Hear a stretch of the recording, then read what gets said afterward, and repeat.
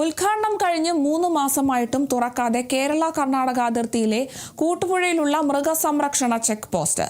ഇതോടെ ചെക്ക് പോസ്റ്റിന്റെ പ്രവർത്തനം ഇപ്പോഴും പഴയ കേന്ദ്രമായ കിളിയന്തറയിൽ തന്നെയാണ്.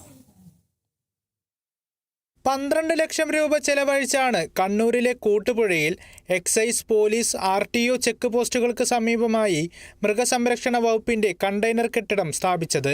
ഇക്കഴിഞ്ഞ ഫെബ്രുവരിയിലാണ് മൃഗസംരക്ഷണ വകുപ്പ് മന്ത്രി ജെ ചിഞ്ചുറാണി കെട്ടിടം ഓൺലൈനായി ഉദ്ഘാടനം ചെയ്തത്.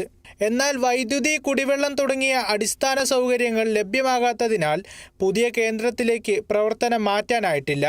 കിളിയന്തറ കേന്ദ്രമായി പ്രവർത്തിക്കുന്ന ഇരിട്ടി കാലിവസന്ത നിർമ്മാർജ്ജന പരിശോധന കേന്ദ്രത്തിനായി കൂട്ടുപുഴയിൽ സ്ഥാപിച്ച കണ്ടെയ്നർ കെട്ടിടത്തിലേക്കുള്ള മാറ്റമാണ് ഇതുവരെ നടപ്പിലാകാത്തത്.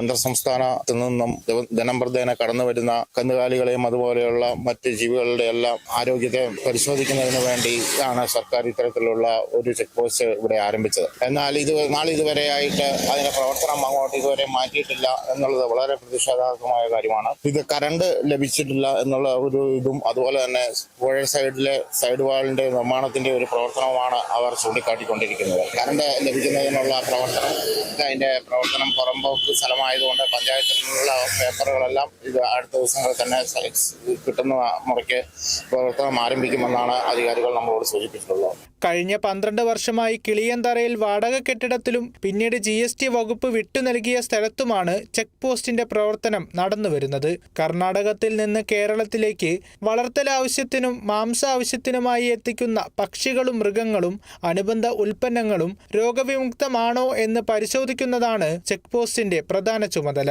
രോഗലക്ഷണങ്ങൾ കണ്ടെത്തുന്നവയെ തിരിച്ചയക്കുകയും ചെയ്യുന്നു. ഇതിനിടെ ചെക്ക് പോസ്റ്റ് ഇപ്പോഴും കിളിയന്തറയിൽ പ്രവർത്തിക്കുന്നതിനാൽ കർണാടകത്തിൽ നിന്നും വരുന്ന വാഹനങ്ങൾ കച്ചേരിക്കടവ് പാലം വഴിയും കടന്നുപോകുന്നുണ്ട്. ചെക്ക് പോസ്റ്റിന്റെ പ്രവർത്തനം കൂട്ടുപുഴയിലേക്ക് മാറ്റിയാൽ ഇതും തടയാൻ സാധിക്കും. Kerala vision news, Kannur.